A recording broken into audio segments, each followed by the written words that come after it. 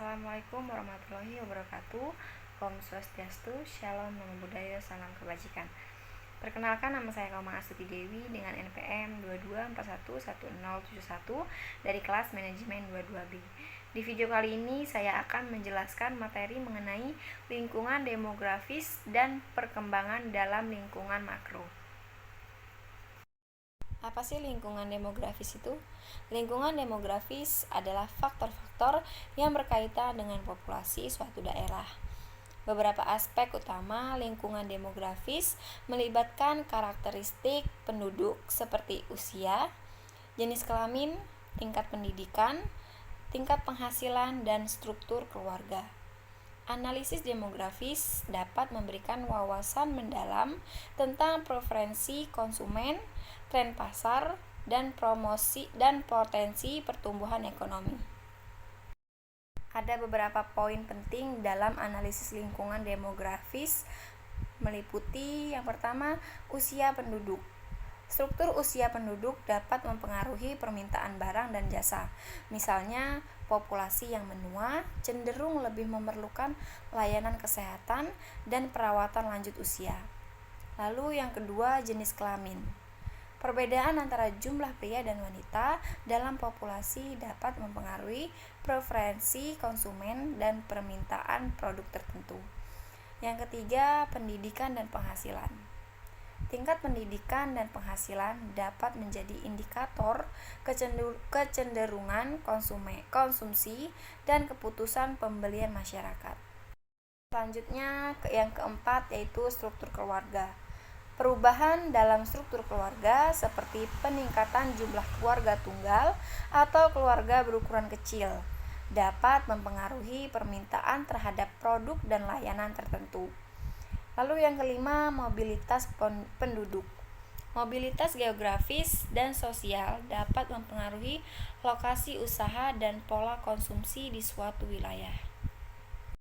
Yaitu perkembangan dalam lingkungan makro. Perkembangan dalam lingkungan makro merujuk pada evolusi atau perusahaan dalam faktor-faktor eksternal yang mempengaruhi suatu organisasi, industri, atau ekonomi secara keseluruhan. Lingkungan makro mencakup berbagai dimensi seperti ekonomi, sosial, politik, teknologi, hukum, dan lingkungan yang dapat memberikan dampak signifikan terhadap kondisi bisnis. Perkembangan dalam lingkungan makro dapat mencakup beberapa aspek, seperti yang pertama, perubahan ekonomi. Pertumbuhan ekonomi atau resesi, tingkat inflasi, dan suku bunga yang berubah dapat mempengaruhi daya beli masyarakat, keputusan investasi, dan kestabilan finansial. Yang kedua yaitu sosial dan budaya.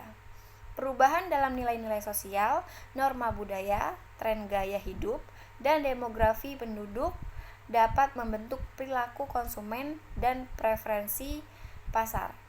Yang ketiga, teknologi. Inovasi teknologi, perkembangan dalam industri, dan transformasi digital memainkan peran kunci dalam mengubah cara bisnis beroperasi dan bersaing di pasar. Yang keempat, hukum dan kebijakan. Perubahan dalam regulasi pemerintah, hukum perusahaan, dan kebijakan ekonomi dapat mempengaruhi lingkungan operasional dan kewajiban hukum suatu organisasi. Dan yang kelima, politik. Stabilitas politik, perubahan pemerintahan, dan kebijakan politik dapat menciptakan ketidakpastian atau peluang baru untuk bisnis. Yang keenam, lingkungan. Kesadaran terhadap isu-isu lingkungan, regulasi lingkungan, dan permintaan untuk praktik bisnis yang berkelanjutan memainkan peran penting dalam pembentukan strategi perusahaan. Yang ketujuh, globalisasi. Keterkaitan ekonomi global, perdagangan internasional, dan integrasi pasar dapat membuka peluang baru atau meningkatkan persaingan di pasar global. Lalu yang kedelapan, tren kesehatan dan keamanan. Perubahan dalam isu-isu kesehatan global, keamanan, dan perubahan perilaku konsumen terkait kesehatan dapat mempengaruhi sektor-sektor tertentu.